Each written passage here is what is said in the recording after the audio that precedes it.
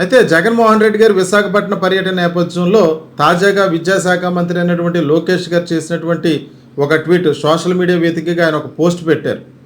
ఏంటంటే మాజీ సిఎస్ అయినటువంటి ఎల్వి సుబ్రహ్మణ్యం జగన్మోహన్ రెడ్డి గారు ప్రభుత్వం అయిపోయిన తర్వాత, అంటే ఆయన ఓడిపోయిన తర్వాత ఒక మీడియా ఛానల్కి ఇచ్చినటువంటి ఇంటర్వ్యూలో ఎల్వి సుబ్రహ్మణ్యం మాట్లాడుతూ ఒకానొక సందర్భంలో చాలా చాలా భయంకరమైన ఆలోచన ఒకసారి ఆయన చెప్పాడు. నాకు వినంగానే అసలు షాక్ అయిపోయాను. విశాఖపట్నంలో ఉన్న స్టీల్ ప్లాంట్ని తీసేసి అక్కడ క్యాపిటల్ సిటీ కడదా ఉన్నాడు ఆయన. జగన్మోహన్ రెడ్డి ముఖ్యమంత్రిగా ఉన్నప్పుడు, తాను సిఎస్గా ఉన్నప్పుడు విశాఖపట్నం స్టీల్ ప్లాంట్ భూములకు సంబంధించి 33,000 ఎకరాలు స్వాధీనం చేసుకుని అక్కడ ఒక రాజధాని ప్రాంతాన్ని నిర్మించాలని అనుకున్నట్టుగా ఆ విషయం తనతో చెప్పారంటూ ఆయన ఒక మీడియా ఛానల్కి ఇచ్చినటువంటి ఇంటర్వ్యూకి సంబంధించినటువంటి వీడియో క్లిప్ను పోస్ట్ చేసి దానికి 33,000 ఎకరాలు స్వాధీనం అనుకున్నందుకు వారికి క్షమాపణలు చెప్పి మీరు బెంగళూరు బయలుదేరండి అన్నట్టుగా ట్యాగ్ చేసి ఒక పోస్ట్ అయితే చేయడం జరిగింది. అంటే ఇప్పుడు వరకు లేనటువంటి అంశాన్ని ఇప్పుడు తాజాగా ఎందుకు వెలుగులోకి తీసుకొచ్చినట్టు? తాజాగా జగన్మోహన్ రెడ్డి విశాఖపట్నానికి పర్యటిస్తారు అన్న విషయంతో, అన్న ఆలోచనతో నిన్న వెంటనే కూటమి పార్టీకి చెందినటువంటి నేతలంతా కూడా ముందుగానే వెళ్ళి వాళ్ళందరినీ పరామర్శించడం జరిగింది. అయితే నిన్న జరిగినటువంటి పరామర్శ వ్యవహారానికి ఈరోజు జగన్మోహన్ రెడ్డి వెళ్ళినటువంటి వ్యవహారానికి చాలా తేడాలు కనిపిస్తున్నాయి. అదే ప్రత్యక్షంగా ఛానల్స్లో చూస్తున్న వాళ్ళందరికీ కూడా తెలుస్తుంది. అయితే ఇప్పుడు ఆయన పరామర్శకు వెళ్ళిన సమయంలోనే ఈ పోస్ట్ చేయటం అంటే ఎల్వి సుబ్రహ్మణ్యం గురించి కూడా మనం చెప్పుకోవాలంటే ఈయన ఒక సీనియర్ అన్న ఉద్దేశంతో జగన్మోహన్ రెడ్డి గారు అధికారంలోకి వచ్చిన తర్వాత ఆయన్ని అన్ని రకాలుగా గౌరవించారు, ఆయన అభిప్రాయాలకు విలువిచ్చారు. కానీ కొన్ని సంస్కరణలు చేయాలని అనుకున్నప్పుడు, అంటే విద్యా వ్యవస్థలో కానీ హెల్త్ సంబంధించి ఆరోగ్య వ్యవస్థలో కానీ కొన్ని సంస్కరణలు చేయాలని ఏదైనా ఇది ఎలా చేద్దాం అనుకుంటున్నామన్నా అంటే దానికి పదే ఆయన అడ్డుపడటం, ఇటువంటి వ్యక్తి మనకు సహకరించకపోతే అభివృద్ధి చేయటం సాధ్యం కాదన్నట్టుగా ఆయన అప్పుడే ఆయన్ని అక్కడి సిఎస్ నుంచి తొలగించి వేరే సిఎస్ని నియమించడం జరిగింది.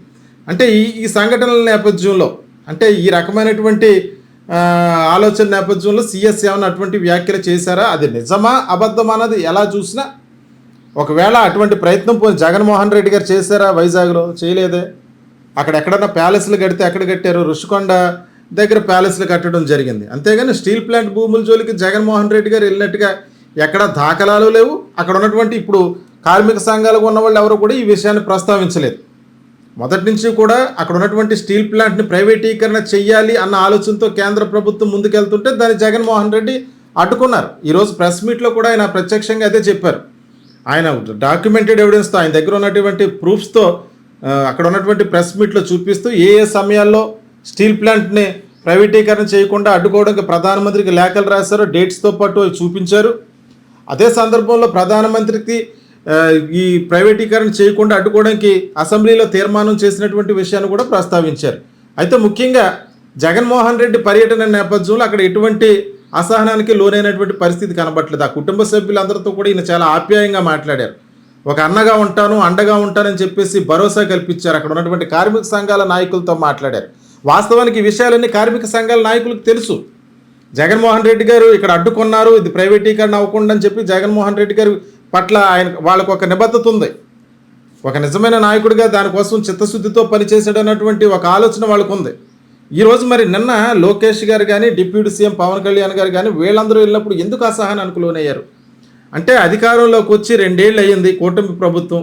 ఈ 2 ఏళ్ల ముందు కూడా స్టీల్ ప్లాంట్కి సంబంధించి చంద్రబాబు నాయుడు గారు హామీ ఇచ్చారు, ఒక 4 సార్లు రివ్యూ కూడా చేశారు. ఇవన్నీ వాళ్ళే చెప్తున్నారు. అయితే ఇక్కడ జరుగుతున్నటువంటి నిర్వహణ లోపాలు, రా మెటీరియల్కి సంబంధించి నాసిరకమైనటువంటి ఉత్పత్తి జరుగుతుంది. ఏదైతే ఆ మిక్సర్స్ ఉన్నాయో, ఆ లాడల్స్ ఉన్నాయో అవన్నీ కూడా నాసిరకంగా ఉన్నాయి. ఇక్కడ వర్క్ చేసే వాళ్ళు కూడా అనుభవం లేనటువంటి వారిని ఇతర రాష్ట్రాల నుంచి, బీహార్ నుంచి, యూపీ నుంచి వర్క్ తెలియని వాళ్ళు తీసుకొచ్చి ఇక్కడ వర్క్ చేస్తున్నారు.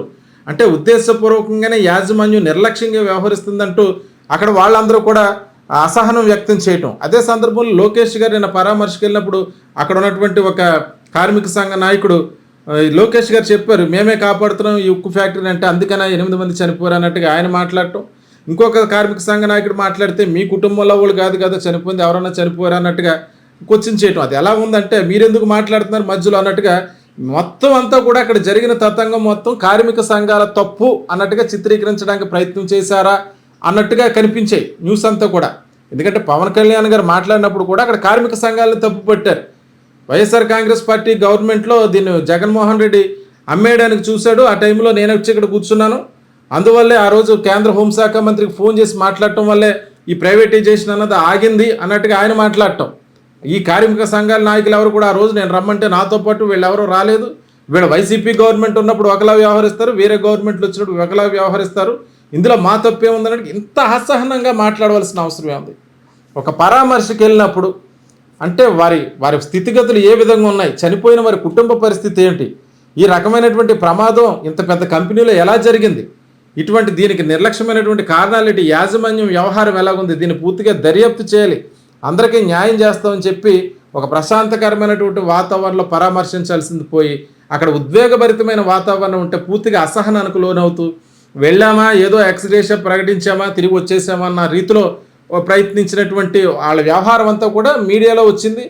ఇటు వీడియోలు చూస్తున్న వాళ్ళందరూ కూడా ఉన్నారు. దీనిపై ఇటువంటి న్యూస్పై మొత్తం అందరూ కూడా కొద్దిగా విమర్శిస్తున్నటువంటి పరిస్థితి. కూటమి పార్టీ నేతల వ్యవహార శైలిపై చాలా విమర్శలు వస్తున్నాయి. అటువంటి పరిస్థితుల్లో నిన్న వాళ్ళు వెళ్తే ఈరోజు జగన్మోహన్ రెడ్డి గారు వెళ్ళారు. ఆయన ప్రవర్తించిన తీరుకి ఈరోజు నిన్న కూటమి పార్టీ నేతలు ప్రవర్తించిన తీరుకి ఎంత తేడా ఉందో ప్రజలందరూ కూడా చూస్తూనే ఉన్నారు. అయితే ఇదే సందర్భంలో జగన్మోహన్ రెడ్డి గారు మరొక అంశాన్ని కూడా గుర్తు చేశారు. ఎల్జీ పాలిమర్స్లో జరిగినటువంటి ఒక గ్యాస్ లీకేజ్ విషయంలో అప్పుడు కూడా 14 మంది వరకు చనిపోతే విశాఖపట్నానికి సంబంధించి వాళ్ళందరికీ కూడా ఆ సమయంలో అది మంచి కరోనా టైం, 2020 మేలో జరిగింది ఆ సంఘటన.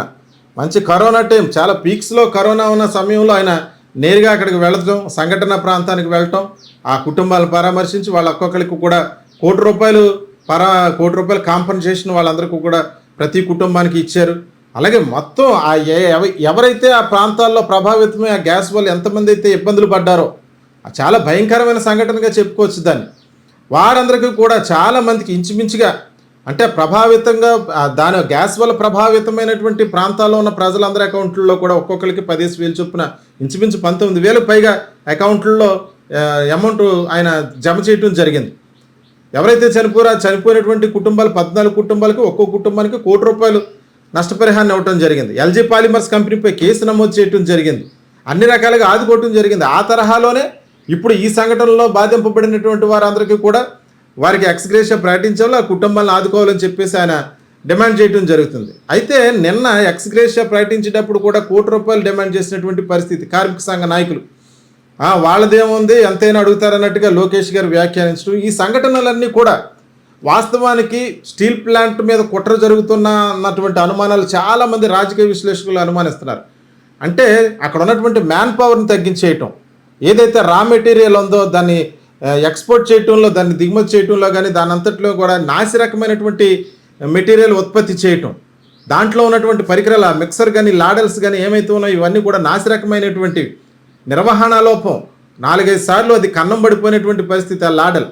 ఒక ఆయన చెప్తున్నారు, స్టీల్ ప్లాంట్ నాయకుడు వర్షాల శ్రీనివాసరావు అన్న ఆయన చెప్తున్నాడు. ఆయన అక్కడ 2 నెలల్లో 15 సార్లు ఆ ల్యాడల్ త్రో అయిపోయింది, ప్రమాదం జరుగుతుందని అనుకుంటూనే ఉన్నాం మేము, ల్యాడ్ త్రో అయిపోయింది, కన్నం పడిపోయింది. ఇటువంటి పరిస్థితుల్లో యాజమాన్యం పూర్తిగా నిర్లక్ష్యం వహించింది ఈ విషయంలో చెప్పి ప్రత్యక్షంగా వాళ్ళందరూ చెప్తున్నారు. ఇటువంటి పరిస్థితుల్లో దానిపై పూర్తిగా దర్యాప్తు చేసి అక్కడ చర్య తీసుకోవాల్సినటువంటి నాయకులు అది పోగా అక్కడ ఉన్నటువంటి కార్మిక సంఘాలపైకి పూర్తిగా నేరాన్ని నెట్టివేయటం, ఎక్కడ కూడా యాజమాన్యం తప్పుందని కానీ దీనిపై దర్యాప్తు చేస్తామని కానీ సంఘటనకు బాధ్యత వహించాల్సిన వాళ్ళు శిక్షిస్తామని కానీ ఎక్కడ చెప్పలేదు. పూర్తిగా కార్మిక సంఘాల నాయకులతో తప్పు అన్నట్టుగా వ్యాఖ్యానించడం, ఈ పరిణామాలన్నీ ఈ నేపథ్యంలోనే ఈరోజు జగన్మోహన్ రెడ్డి గారు మళ్ళీ పర్యటనకు వెళ్ళటం, వెళ్ళి ఒకవేళ ఆయన డిమాండ్ చేసినట్టు ఒక్కో కుటుంబానికి ₹1,00,00,000 నష్టపరిహారం ఇవ్వకపోతే, ఒకవేళ వచ్చే ఎలక్షన్లో జగన్మోహన్ రెడ్డి అధికారంలోకి వస్తే ఆయన అధికారంలోకి వచ్చినటువంటి నెల రోజుల్లోనే వారికి కావాల్సినటువంటి నష్టపరిహారాన్ని అందజేస్తానని చెప్పేసి ఆయన ఈ ప్రెస్ మీట్ వేదికగా మాట ఇవ్వడం జరిగింది. అయితే ఈయన పెట్టినటువంటి ప్రెస్ మీట్ నేపథ్యంలో ప్రస్తుతం ఎల్వి సుబ్రహ్మణ్యం గారి వీడియోని ట్యాగ్ చేసి లోకేష్ గారు దాన్ని పోస్ట్ చేయటం చాలా వైరల్గా మారిందని చెప్పుకోవచ్చు. వాస్తవానికి ఇప్పుడు జగన్మోహన్ రెడ్డి గారు ఏదైతే డిమాండ్ చేశారో, లేకపోతే ఒకవేళ కూటమి ప్రభుత్వం ఇవ్వకపోతే తానిస్తాను తన ప్రభుత్వం అధికారంలోకి వచ్చిన తర్వాత అని చెప్పారు, దాని మీద ఇప్పుడు ఉన్నటువంటి కూటమి ప్రభుత్వం ఏ విధంగా స్పందిస్తుంది, అక్కడ ఉన్నటువంటి క్షతగాత్రులకు కానీ చనిపోయినటువంటి కుటుంబాలకు ఏ విధమైనటువంటి న్యాయం చేస్తుందన్న దానిపై ఒక సర్వత్రత కూడా ఉత్కంఠ నెలకొంది. మరి ఏ నిర్ణయం తీసుకుంటారో ఎదురు చూడాలి.